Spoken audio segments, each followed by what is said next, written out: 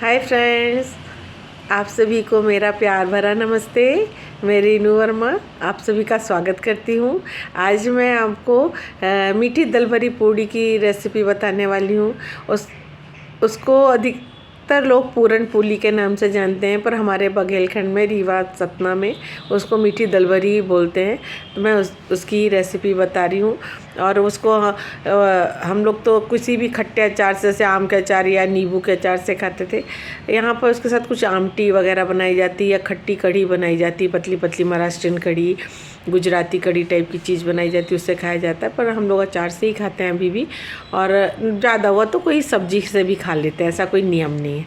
पर बड़ी टेस्टी लगती है और वो रखी हुई ख़राब भी नहीं होती। तो अगर आप 2-4 ज़्यादा बन जाती है तो 1-2 दिन चल जाती है। तो उसकी रेसिपी मैं बता रही हूँ। और उसको मैंने बनाने के समय बहुत सारी चीज़ों का ये ध्यान रखा है कि ठंड का मौसम है, तो उसमें ऐसी क्या चीज़ डाली जाए जिससे उसको खाने में वो फ़ायदेमंद भी हो, उसका न्यूट्रिटिव वैल्यू बढ़ी हुई हो, मैंने अच्छी पोषक तत्वों से भरी हुई हो। ऐसी मैंने बनाने की कोशिश की है। मीठी दल भरी पूड़ी की भी तैयारी मैंने नमक वाली दल भरी पूड़ी के साथ ही कर ली थी।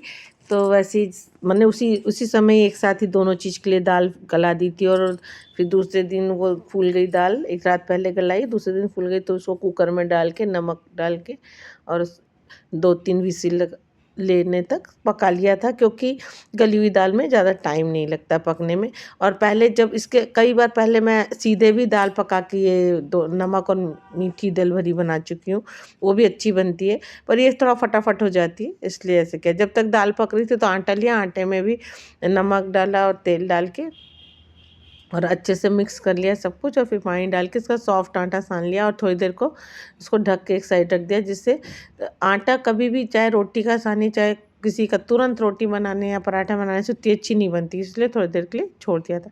जब आटा हो गया तो तब तक हमारा दाल भी पक गई थी। तो विसिल हटा के देखा तो पकी हुई दाल थी, तो दाल को छन्नी में पलट दिया था। और छन्नी में पलटने का रीज़न ये था, एक तो इसका जो थोड़ा एक्स्ट्रा पानी था वो निकल गया, दूसरा हम तो कुकर में ही इसको पहले फेंट लिया करते थे। जब से जय आई, जय महाराष्ट्रियन है तो उसको थोड़ा प्रोसेस अच्छे से पता है, तो उसने बोला इसको छलनी में करके ऊपर से रगड़ दीजिए, तो जो नीचे इसका पेस्ट निकलेगा वो एकदम स्मूथ और चिकना रहेगा। तो उसी तरह से किया तो वाकई बहुत अच्छा स्मूथ चिकना पेस्ट तैयार हो गया था, क्योंकि यहाँ की पूरन पोली में ऐसे ही चिकना पेस्ट रहता है।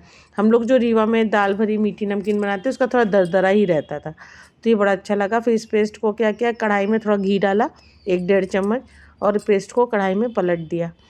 कढ़ाई में इसको पलट के अच्छे से थोड़ी देर मिक्स करके चलाया। फिर बस 5-10 मिनट ही चलाया, ज़्यादा देर नहीं चलाया। फिर इसके ऊपर शक्कर नहीं डाला, चीनी से अच्छा गुड़ रहता है ठंड में, तो इसमें गुड़ का पाउडर आजकल बाज़ार में आने लगा है, तो गुड़ वाला जो जौगरी पाउडर था वो डाल दिया था। और उसके साथ भी इसको थोड़ी देर चलाया।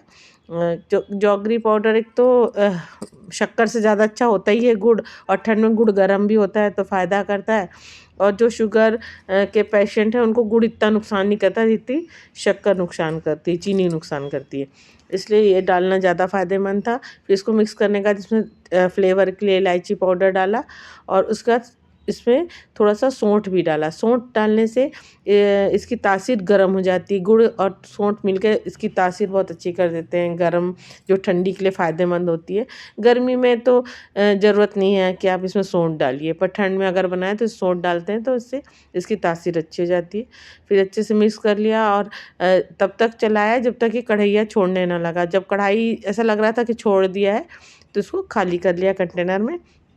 और जो इसके बाद आटा जो पहले से सान के रखा था उसको एक बार और अच्छे से मसल के चिकना किया। फिर उसकी एक रोटी बनाई और रोटी में ये कूर रख दिया, और कूर रख के इसका लोई बनाई। लोई बनाने के बाद एक चीज़ ज़रूर करनी चाहिए कि उसको गोल गोल हाथ से पहले थपथपा के गोल गोल घुमा के कूर को चारों तरफ अच्छे से वो कर देना चाहिए। जैसे आप देखिएगा ये हाथ से कर रहे हैं ना, इस तरह करना ज़रूरी रहता है, इससे कूर पूरे लोई में अंदर फैल जाता है। फिर जब अपन पराठा बेलते हैं तो सब जगह कूर रहता है, नहीं तो क्या होता है इसका जो स्टफिंग है वो एक जगह रह जाती है और आटा आटा सा लगता है।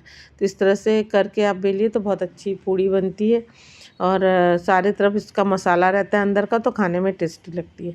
तो बस इस तरह से बनाया और इसको तवे में करा। इसको सेकने के लिए या तो रिफाइंड तेल, मूंगफली का तेल, इस तरह का तेल यूज़ करते हैं, सरसों का नहीं करते हैं, या तो फिर शुद्ध घी।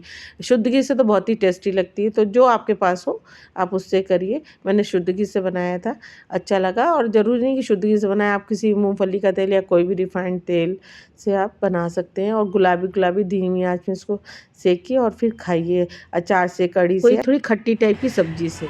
आपको मेरी पूरन पोली की रेसिपी कैसी लगी आप ज़रूर बताइएगा। हम लोग ने तो इसको नींबू के अचार से और आलू मटर की सब्ज़ी से ही खा लिया था।